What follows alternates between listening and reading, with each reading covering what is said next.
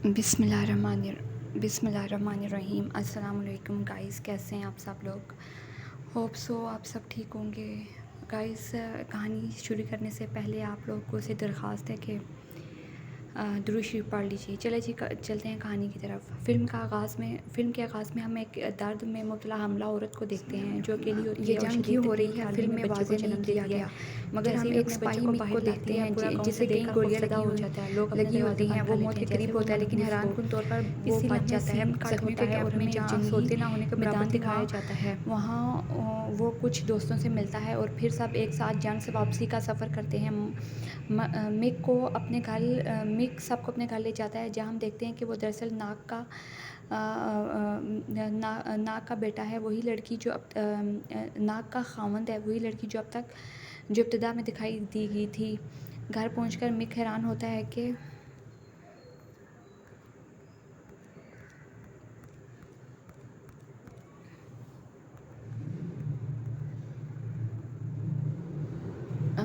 Mick हैरान होता है कि ना झूले में बच्चा है और ना बीवी नज़र आ रही है। अचानक पीछे से कोई आकर इसे गले लगा लेता है। वो नाग थी। दोनों की जज्बाती मुलाकात होती है। नाग अपने शोहर को अपने बेटे से मिलवाती है, लेकिन मिक के दोस्तों में से एक की नज़र नाग पर कुछ गलत इरादों से लगी होती है। गांव में जब वो सब मार्केट जाते हैं, लोग अजीब रवैया इख्तियार करते हैं। सब कुछ बेचने से इनकार कर देते हैं। आखिरकार एक बुढ़िया मिक को बताती है कि तुम्हें अब तक नहीं पता कि जिसके साथ तुम रह रहे हो वो एक भूत है। अगर यकीन नहीं होता तो इसे अपने पैरों के नीचे से देखो। ये सब सुनकर मिक के दोस्तों में बहस छिड़ जाती है। एक दिन जब वो घर की मरम्मत कर रहे होते हैं, एक मुर्दा लाश देखते हैं जिसके हाथ में शादी की अंगूठी होती है। फिर एक दोस्त शहद की मक्खियों के हमले से खामोश हो जाता है, लेकिन एक पैगाम देकर बाकी दोस्तों को हकीकत बताता है।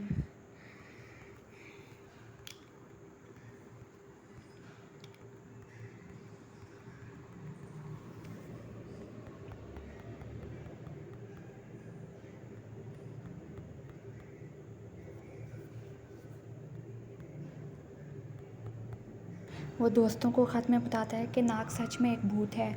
वो दोस्त मिक को चुपके से वहाँ से ले जाना चाहते हैं, लेकिन नाग इन्हें रोक लेती है। वो खाने पर बुलाती है, जहाँ मिक को तो लजीज खाना नज़र आ रहा होता है, मगर हकीकत में वो पत्ते और कीड़े मकोड़े खा रहे होते हैं।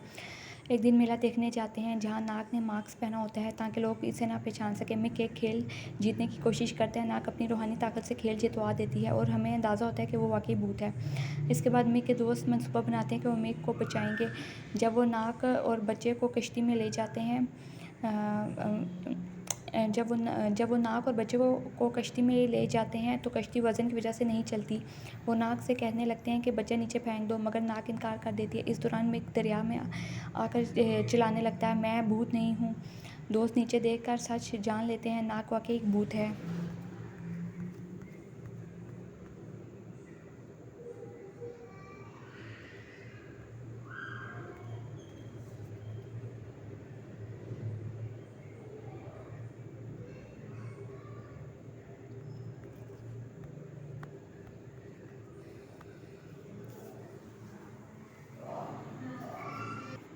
वो सब नाग को लेकर मंदिर जाते हैं, जहाँ राहिब इनकी हिफाजत के लिए रस्मात अदा करता है, लेकिन नाग भूती शक्ल में आकर कहती है, मैं यहाँ सिर्फ अपने मिक के लिए आई थी।